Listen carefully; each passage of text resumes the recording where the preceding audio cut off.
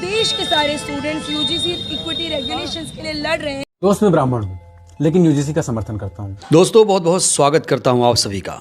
इस समय पूरे देश में बहुजन समाज के लोग यूजीसी के समर्थन में उतरकर आंदोलन प्रदर्शन कर रहे हैं, लेकिन टीवी मीडिया अखबार वो प्रदर्शन आंदोलन की तस्वीरें आप तक नहीं पहुंचने दे रहा है। जो लोग यूजीसी के समर्थन में आंदोलन कर रहे हैं उनकी खबरें टीवी मीडिया दबा रहा है, लेकिन जो लोग यूजीसी के विरोध में आंदोलन कर रहे हैं उसे प्रमुखता से प्रकाशित किया जाता है। अखबार में, टेलीविज़न में उस पर बहस की जाती है कि देखो भाई, समर समाज जो है वो यूजीसी से नाराज़ है, इसलिए यूजीसी लागू नहीं होना चाहिए। इस बीच जेएनयू की वाइस चांसलर के बयान पर भी बवाल मचा हुआ है। वहीं आरएसएस प्रमुख मोहन भागवत ने एक बार फिर से आरक्षण को लेकर जो कुछ कहा उससे जो यूजीसी विरोधी हैं खास तौर से वो परेशान हो गए हैं। लेकिन यूजीसी आंदोलन में एक नया मोड़ ये भी आ गया है कि अब यूजीसी के समर्थन में जो ब्राह्मण समाज है, ब्राह्मण समाज की जो कुछ प्रोग्रेसिव छात्राएं हैं, जो लड़कियां हैं खास तौर से, वो यूजीसी के समर्थन में आ चुकी हैं। क्या कुछ बयान दिए जा रहे हैं यूजीसी के समर्थन में, दोस्तों सारी वीडियो आज मैं आपको दिखाने वाला हूं। लेकिन वीडियो की शुरुआत करेंगे इस ऐतिहासिक तस्वीर से। ये तस्वीर मैं आपको बिहार से दिखा रहा हूं। ये बिहार में आंदोलन प्रदर्शन किस तरीके से हुआ है। मनुवाद की छाती पर बिरसा फूले अंबेडकर, यूजीसी लागू करना होगा। यहाँ आप देख सकते हैं यूजीसी के समर्थन में सड़क पर सैलाब उमड़ पड़ा है। और ये सिर्फ बिहार की बात नहीं है, ये मैं आपको एक ट्रेलर दिखा रहा हूँ कि किस तरीके से बहुजन समाज के लोग यूजीसी के समर्थन में उतरे हैं। आपको याद दिला दें कि यूजीसी जो गाइडलाइन है उस पर अभी सुप्रीम कोर्ट ने स्टे लगा दिया है। 19 मार्च को फिर से इस पर सुनवाई होने वाली है। और इस बीच जो आंदोलन प्रदर्शन सड़क पर उतरकर बहुजन समाज के लोग कर रहे हैं वो कहीं ना कहीं एक असर ज़रूर डालेगा उन तमाम फैसलों पर, आने वाले आगामी फैसलों पर। ऐसा नहीं है कि यूजीसी के समर्थन में सिर्फ SC ST OBC समाज के ही लोग हैं, बल्कि ब्राह्मण समाज के भी कई लोग आगे आ। दोस्त मैं ब्राह्मण हूँ लेकिन यूजीसी का समर्थन करता हूँ। क्यों? जब मैंने वो अपडेटेड गाइडलाइंस पढ़ी तो मुझे फ्लॉज दिखे जो कि उसमें हैं, पर जब मैंने उन प्रोटेस्ट देखे जो कि यूजीसी के खिलाफ हो रहे थे, वहां पे लोगों की बातें सुनी, तो मेरे मन में एक स्पष्टता आई कि इस देश में आज भी रिजर्वेशन हो, चाहे ST SC एक्ट हो, चाहे यूजीसी जैसे कानून हो, इनकी बहुत आवश्यकता है। जिस तरीके से लोगों के अंदर कास्टिज्म, डिस्क्रिमिनेशन और कास्ट प्राइड भरा हुआ है, कोई भी पढ़ा लिखा व्यक्ति ये नहीं कह सकता कि इस देश में जातिगत भेदभाव खत्म हो गया है। इसमें सबसे पहला नाम सामने आया है जेएनयू की अध्यक्ष, छात्र संघ अध्यक्ष, बेहद ही कट्टर अंबेडकरवादी मानी जाने वाली अदिति मिश्रा। अदिति मिश्रा भी यूजीसी के समर्थन में खुलकर सामने आ चुकी हैं। उन्होंने साफ तौर से कह दिया है कि यूजीसी गाइडलाइन लागू होना चाहिए और जो हमारा देश है वो बाबा साहेब के संविधान से चलेगा। अदिति मिश्रा जेएनयू की वाइस चांसलर के बयान पर भी नाराजगी जाहिर कर रही हैं। वो कह रही कि जेएनयू की वाइस चांसलर शांति श्री धूलीपुड़ी पंडित ने जो बयान दिया वो बेहद शर्मनाक है। तो जेएनयू एक बार फिर से जंग का अखाड़ा बनता हुआ नजर आ रहा है। जिस तरीके से जेएनयू की वाइस चांसलर ने दलितों को लेकर जो बयान दिया उसे बेहद शर्मनाक माना जा रहा है। दोस्तों आपको बता दें, उनका जो बयान है वो कुछ इस तरह है कि दलित और अश्वेत लोग हमेशा विक्टिम बनकर, पीड़ित बनकर, विक्टिम कार्ड खेलकर आगे नहीं बढ़ सकते। ये ड्रग्स से ज़्यादा खतरनाक है। लगातार ये बताते रहो कि सामने दुश्मन है और तुम उस पर चिल्लाते रहो जिससे तुम्हें अच्छा फील होगा। ये सब असलियत नहीं है, सिर्फ काल्पनिक दुनिया बनाने की कोशिश हो रही है।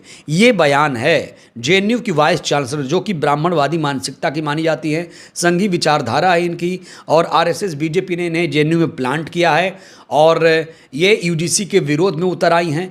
लेकिन अदिति मिश्रा जैसे कुछ प्रोग्रेसिव लोग ऐसे हैं जो ऐसे संघी और जातिवादी मानसिकता के वाइस चांसलर को करारा जवाब दे रहे हैं। स्कूलों में रेजोल्यूशंस तरह तरह के पास हुए, स्ट्राइक के भी रेजोल्यूशंस पास हुए। हम पिछले 2 हफ्ते से स्ट्राइक पे चल रहे थे।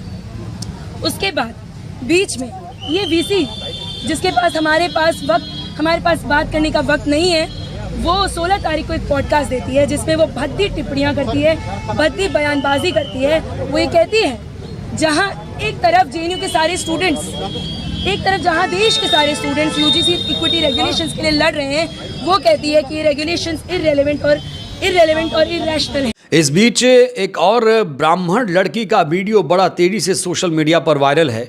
ये लड़की किस तरीके से लोगों को जागरूक कर रही है, दोस्तों इनका भी बयान आप सुनिए कि ब्राह्मण समाज में भी कुछ प्रोग्रेसिव लोग हैं जो हमेशा संविधान और लोकतंत्र की बात करते रहते हैं। देखिए जरा। ब्राह्मणवाद हो बर्बाद, जातिवाद हो बर्बाद, तो क्यों ना हो बर्बाद।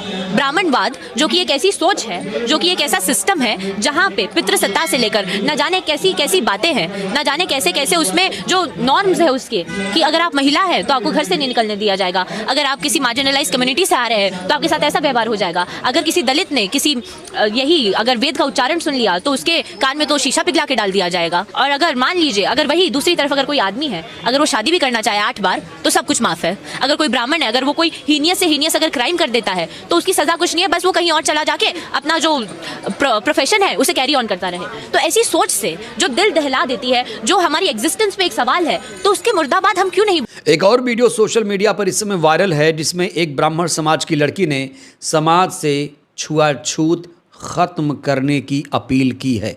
इस लड़की ने जातिवादियों द्वारा फैलाए गए छुआछूत और उनके पूरे काले कारनामों की पोल पट्टी खोल दी है। आज भी हमारे समाज में इतना छुआछूत है कि मैं अपनी आंखों से देखी कि मतलब जो हरिजन भाई है, मेरे SC ST भाई है, जब वो चाय पीते तो उनका ग्लास भी अलग होता है, उनको जमीन पे बैठाया जाता है। मैं बहुत इमोशनल। समाज से ये सारी चीजें खत्म होनी चाहिए, इंसानियत लाओ। मैं ब्राह्मण हूँ पर मैं इन सब चीजों में विश्वास नहीं करती। इस बीच RSS चीफ मोहन भागवत का एक बयान बहुत ज़्यादा चर्चा में है। सबसे पहले दोस्तों आप बयान देख लीजिए। बयान कुछ यूँ है, जब तक समाज में भेदभाव है तब तक आरक्षण जारी रहना चाहिए। मोहन भागवत, RSS चीफ मोहन भागवत एक बयान दे रहे हैं। साथ ही साथ ये भी कह रहे हैं कि RSS को सत्ता की लालच नहीं, हमारा लक्ष्य हिंदू को एकजुट करना है। एक और बयान इनका वायरल है जिसमें कहते हैं कि 200 साल देना पड़े आरक्षण तो अनुचित नहीं।